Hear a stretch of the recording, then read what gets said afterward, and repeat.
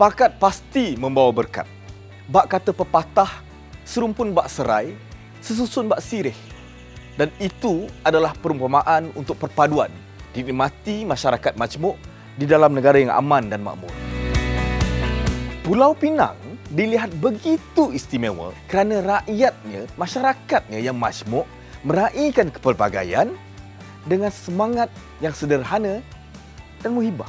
Tidak hairanlah Georgetown diiktiraf sebagai tapak warisan dunia oleh UNESCO kerana nilai penduduk di sini bukan setakat damai serta harmoni, malah kita saling bertoleransi dan begitu menghormati nilai perbezaan antara kita.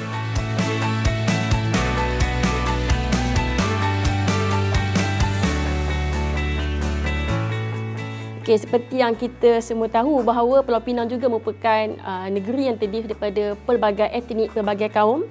Okay, yang mana menurut laporan statistik daripada Jabatan Perangkaan tahun 2020, komposisi kaum di Pulau Pinang terdiri daripada Bumi Putera 46.6%, China 32.5%, India 9%, lain-lain 0.3%. Dan bukan warga negara seramai 11.6%.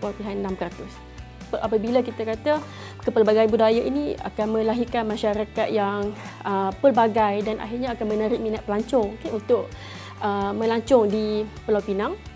Pelancongan, sebab kita tengok sektor pelancongan ni dia semakin meningkat dengan ketara apabila selepas COVID-19 ni. Jadi sebab kepelbagaian kaum dan budaya masyarakat ni telah menarik minat untuk orang bersama untuk pergi melihat ataupun melancong di Pulau Pinang.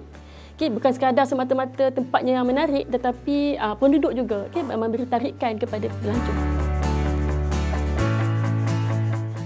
Selain daripada pelancongan, dia menjadi contohlah kepada negeri-negeri lain bagaimana walaupun kita mempunyai pelbagai kaum, tapi kita boleh mengekalkan keharmonian dan kestabilan politik dan juga kesejahteraan hidup masyarakat di setempat yang tidak, kita kata walaupun mungkin ada konflik, tapi ia tidaklah menjadi halangan untuk Pulau Pinang terus berkembang maju. Kemakmuran ini telah membantu ataupun menarik minat pelabur untuk membuat pelaburan di Pulau Pinang. Pastinya ia akan membangunkan ekonomi, sebab kalau kita tengok dari segi industri perkilangan ataupun Pulau Pinang sendiri telah menjadi sebuah negeri lembah silikon. Kebanyakan pelabur dalam sektor elektrik dan elektronik berminat untuk melabur, yang mana mereka ni ada datang daripada pelbagai syarikat-syarikat multinasional yang menjadi pelabur, dan sehingga telah mengangkat Pulau Pinang merupakan salah satu daripada 5 negeri di Malaysia yang mempunyai kadar pertumbuhan ekonomi yang sangat baik.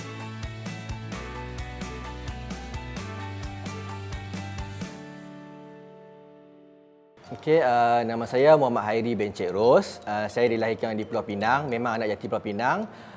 Dilahirkan di Georgetown.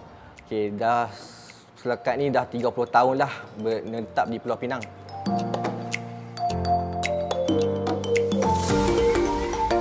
Macam yang kita tahu, Penang, Melaka ni memang dari dulu banyak pedagang-pedagang asing datang. So Pulau Pinang ni antara hub-hub yang penting untuk pemandangan rempah. So syarikat Hindia Timur sebelum merdeka kan.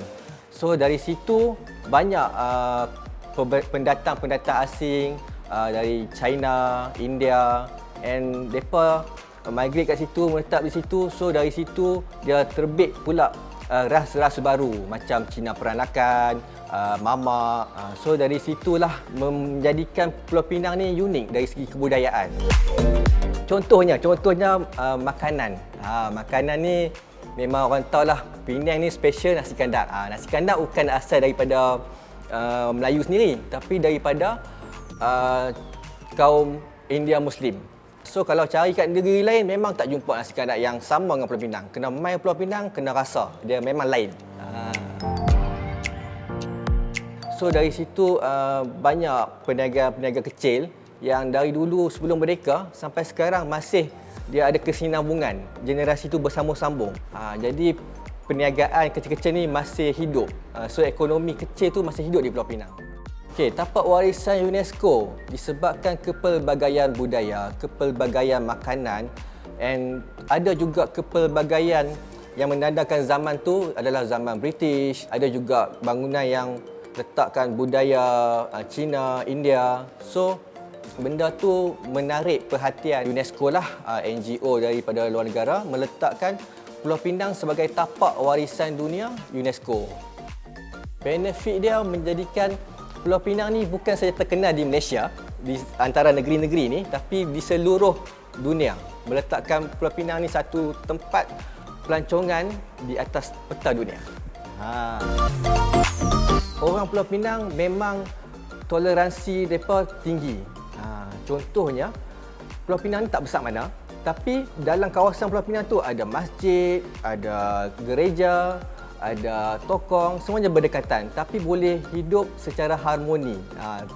Jadi menjadikan mereka hidup dalam toleransi yang tinggi. Benda tu menarik orang-orang luar datang ke Pulau Pinang untuk menetap lagi sebab toleransi tinggi di Penang tu. Keharmonian dan perpaduan ini tidak terbentuk dengan mudah.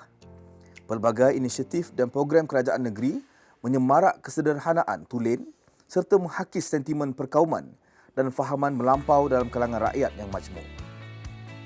2008, Kerajaan Pulau Pinang telah memperkenalkan pelaksanaan sistem tender terbuka yang mampu menghentikan amalan komunisme.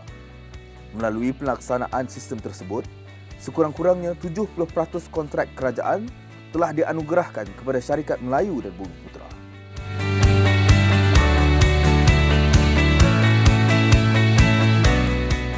Pulau Pinang atas dasar meraihkan kepelbagaian budaya telah menerbitkan sebuah buku kecil ataupun risalah pelancongan dalam bahasa Arab untuk mempromosi Pulau Pinang sebagai destinasi pilihan untuk pelancongan, pelaburan dari rantau negara Asia Barat. Okey, kestabilan politik dan pengukuhan ekonomi itu sebenarnya adalah bergerak seiring. Kita boleh katakan bahawa apabila sesebuah negara itu maju dari segi ekonominya, maka akan wujudnya masyarakat yang bersatu padu, yang bekerjasama, dan dari sudut perpaduannya adalah semakin baik. Kita mengambil contoh ketika berlakunya peristiwa 13 Mei 1969, semua kita tahu bahawa peristiwa 13 Mei itu salah satu puncanya adalah dari sudut jurang ekonomi yang ketara di antara kaum Cina dan Melayu. Okey, bagaimana kita lihat Perdana Menteri yang kedua pada ketika itu telah mengambil langkah atau memperkenalkan satu dasar, iaitu dasar ekonomi baru yang bermula tahun 1970, yang mana kita tahu bahawa objektif dasar ekonomi baru ni adalah mempunyai dua objektif serampang dua mata, merapatkan jurang ekonomi dan juga untuk perpaduan. Okey, di sini menjadi bukti bahawa kestabilan ekonomi itu akan menjamin kepada keharmonian sesebuah negara. Kestabilan ataupun pembahagian ekonomi yang baik dapat memberi kesejahteraan pada masyarakat dan penduduknya, maka ianya akan membantu dalam meningkatkan ekonomi penduduk dan seterusnya ia akan membantu dalam pertumbuhan ekonomi negeri. Okey, yang pertama sekali saya melihat bahawa tanggungjawab sosial semua individu dalam kelompok masyarakat ni perlu mengekalkan keharmonian dan keamanan yang kita kecapi hari ini. Contohnya macam memastikan kita sentiasa menghormati perbezaan di antara kaum. Bukan Pulau Pinang semata-mata, semua negeri di Malaysia ni kita boleh katakan hidup dalam suasana yang pelbagai kaum. Jika nak berpolitik, sebab sekarang ni dah musim pilihan raya negeri ni, so kita berpolitiklah secara matang. Jangan menyentuh isu-isu seperti isu 3R ini yang mana boleh menggugat keamanan negara di samping kestabilan politik dari sudut kita telah mencapai kemerdekaan selama 66 tahun. Jadi kita hargai apa yang kita ada hari ini.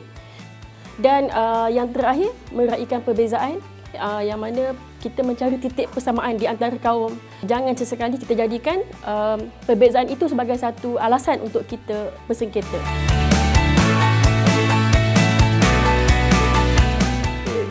Ni bukan nak angkat Pulau Pinang lah. Penang ni kita dah ada track record dah. Track record toleransi agama, toleransi bangsa memang tinggi, yang tinggi di antara Malaysia ni, antara negeri-negeri kat Malaysia ni. So kita harap orang Malaysia, pemuda boleh contohi kepelbagaian, ketoleransi antara bangsa, antara agama. So biar kemajuan, keharmonian tu merebak seluruh negeri tu. Tu kita mau. Kita sesama orang Malaysia ni, kita jangan sebut benda-benda ekstrim, jangan sentuh perkara-perkara sensitif. Kita fokus apa yang bagus kat kita. Benda yang boleh memajukan kita, memajukan negara. Itu yang kita mau.